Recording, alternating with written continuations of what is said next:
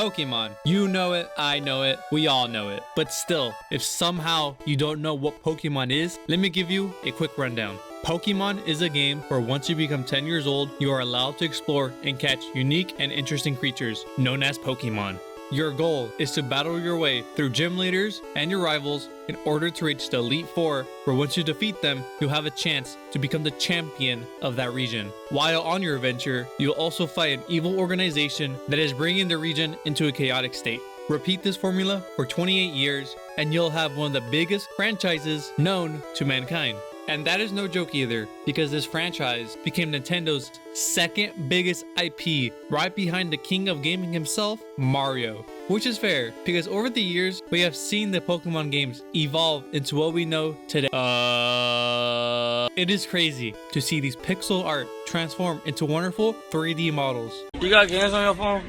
Okay. We can all be honest with ourselves. These new mainline Pokemon games kind of suck. I mean, I'm not saying this just because of the visual glitches or some terrible 3D models. Some of these 3D models look amazing, but there's something different about these newer generation of Pokemon. And I'm not just saying this because I'm a cold, hard veteran that only loves the older generation and nostalgia's taking me over. No.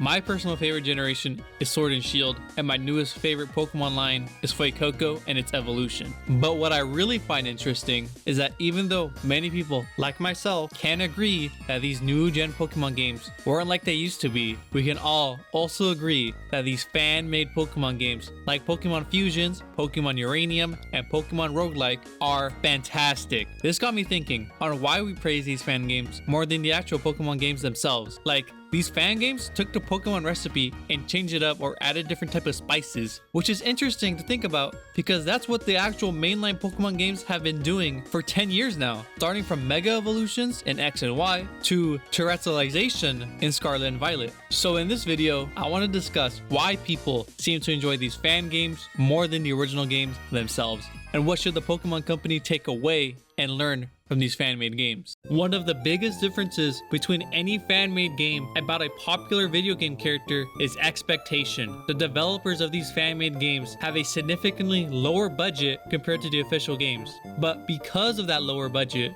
these fan-made games have, it allows the audience to have a lower expectation of the game, and when the game generally surprises us, it will be viewed as one of the greatest fan-made games of all time. However, if we look at the mainline Pokemon games, our expectations for these games is through the roof, because this is Nintendo's second biggest money cow and Game Freak's biggest money cow. With that knowledge, we expect that the newest Pokemon game will be one of Game Freak's most groundbreaking work.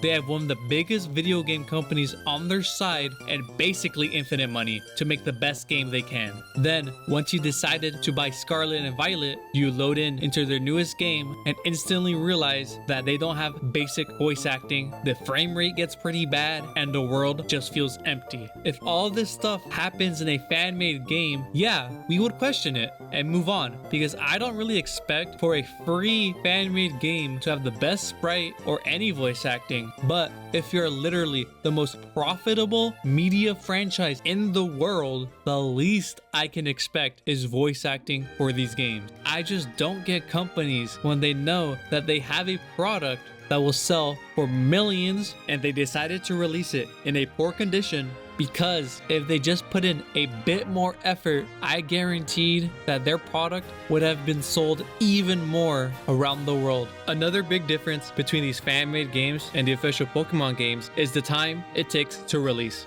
Now, obviously, for any fan-made game, it will take a lot longer for the project to release due to shorter staff and lower budget. But if we look at Game Freak's release schedule for these Pokemon games, they release a big-scale project every year. For just the Switch era alone, we had Pokken Tournament released in 2017, Pokemon Quest, the Let's Go games in 2018, Pokemon Sword and Shield in 2019, Pokemon Mystery Dungeon, Pokemon Cafe in 2020, the new Pokemon Snap and Pokemon Unite game in 2021, and Game Freak's biggest games, Pokemon Legends Arceus and Pokemon Scarlet and Violet in 2022, and to round things off, we got Detective Pikachu Returns in 2023. The only exception was Pokemon Brilliant Diamond and Shiny Pearl because it was developed by another company called Ilika. And yet, this game still felt rushed and underwhelming compared to the fan-made game Pokemon Luminescent version. What I'm trying to get here is that the Pokemon Company should take their time in releasing their game, like how these fan-made games take their time in order to fully polish their own game. And waiting for a game is a good thing because it allows the game to be released in the best condition it can possibly be in. And yeah, waiting does suck, but you just can't argue with the results of the game itself. Let's look at the Mario franchise. Super Mario 64 to Super Mario Sunshine, a 6-year gap. Sunshine to Galaxy, a 7-year gap. Heck, Super Mario Odyssey came out in 2017 and we haven't even heard anything about the new 3D Mario game at all. In the end, these games have been praised and loved by fans all around the world. And I don't think people will still be playing Super Mario 64 if the game was only given a year of development time. But some of you might be thinking to yourself, this guy is just handpicking these games and isn't talking about all the games Nintendo made that came out in between these 3D Mario games, like New Super Mario Bros. U, the Mario Maker games, and Super Mario Run. Like, come on, man, you gotta talk about those. To you, I say that these games weren't developed by the same team in Nintendo. Yes, Nintendo obviously makes these games, but the difference between Game Freak and Nintendo is that Nintendo is divided by subsections. And the section that does the 3D Mario game is called Nintendo EPD8. Each one of these sections is responsible for creating their own game, such as EPD9 is responsible for the Mario Kart series and the ARM games. Nintendo can do this because of its 7,000 employees working there to develop not just the Mario games, but a good chunk of gaming icons. This is something that Game Freak can't do with his 200 employees only. Pokemon may be shared by 3 major companies, but it's all up to Game Freak to develop these games while Nintendo can just split up the work in a more healthier way. So there are either 2 options to solve this issue. One of them is to hire more staff to help develop their game or give more time to the developers in order to finish the game in the best possible condition it can be in. That's why I was so happy that Pokemon Legends ZA is coming out in 2025 instead of the end of 2024. Those extra few months in development can go a long way. The next reason on why these fan games are more praised and loved than these new mainline games is that these fan-made games usually go all out. When Game Freak usually tries something new, it's been half-baked. The open world that we have for Scarlet and Violet just feels so empty. Without the DLC, you can only really explore the school, and at most, it will give you about half an hour worth of content. You can't go inside most buildings, and the ones that you can go in are just menu props for sandwiches. Basically, once you are done with the tutorial of the game, all you can do is beeline it to the 3 main stories that are available. But at least you can do them in whatever order you want. Well, yeah, you can do them in any order, but it's either the same copy and paste mode like the Team Star missions, or it's just a baby game that just holds your hand. Like if you can't find the principal of the school, it'll slowly zoom in to where he's at until you just get him. Or how about that terrible Dance Dance Revolution type game mode in one of the gyms? However, if we look at these fan-made games like Pokemon Infinite Fusions, there's just so much things to do in that game. You can explore both Kanto and Johto, catch nearly all the legendary Pokemon. You can turn on Randomizer, which allows for more interesting team builds, experience a story that was inspired by the Pokemon manga itself, and so many other cool and unique interesting things that I won't spoil because it's such a treat to play. This is what Game Freak needs to take notes on to make their ideas flourish in the next Pokemon game and not just a half-baked game with performance issues and visual glitches. They need to go all out in the mechanics and the in-game world itself. In the end, would Game Freak do any of these things that I've mentioned in this video? Probably not. For many years, fans have cried out and shouted that these new Pokemon games feel rushed. Game Freak releases these games in a poor condition because they know that people would eat them up. I mean, that's what I would have said if it wasn't for a game that took over the internet by storm earlier this year. That's right, it's time to talk about Palworld. Now, no matter what's your opinion on this game, you can't lie that having a game like Palworld succeeding worldwide is such a positive thing for the Pokemon fans because it shows Game Freak that there is competition out there, and if they don't get their act together, they can really lose a large part of their fan base because of Palworld. Think about it, this game in February was able to sell 25 million units. There's a 10 million difference between one of Pokemon's biggest project ever, Arceus. the only two games that has sold more copies than Palworld is Pokemon Sword and Shield and Pokemon Red and Blue.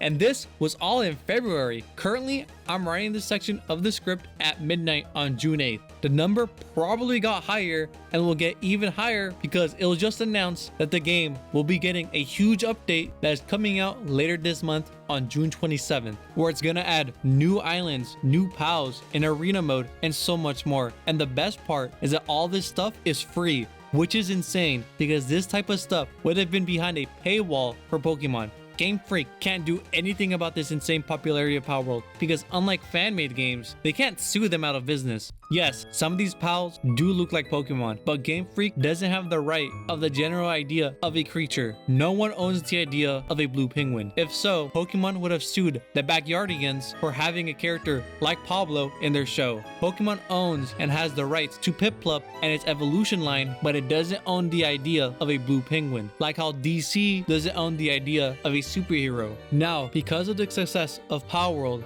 and many other fan games, all eyes are on Game Freak now, waiting to see how Pokemon Legends ZA is gonna turn out. Because if it's another Scarlet and Violet release where we can clearly see the game was rushed, the damage would never be undone. So Game Freak, take notes on how these games became so popular. Make sure you're making a game that will be loved and cherished by so many. Because at this point, the stage is all yours, and we the fans will sit and watch if you truly care about the audience.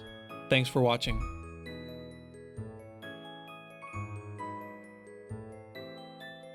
Hey guys, Dim-Witted Gamer here. I just want to quickly shout out Opalis for creating the thumbnail of this video. Go check him out. He makes crazy artwork and you should consider getting a commission from him. Anyways, like and subscribe and I'll see you in the next video. Peace.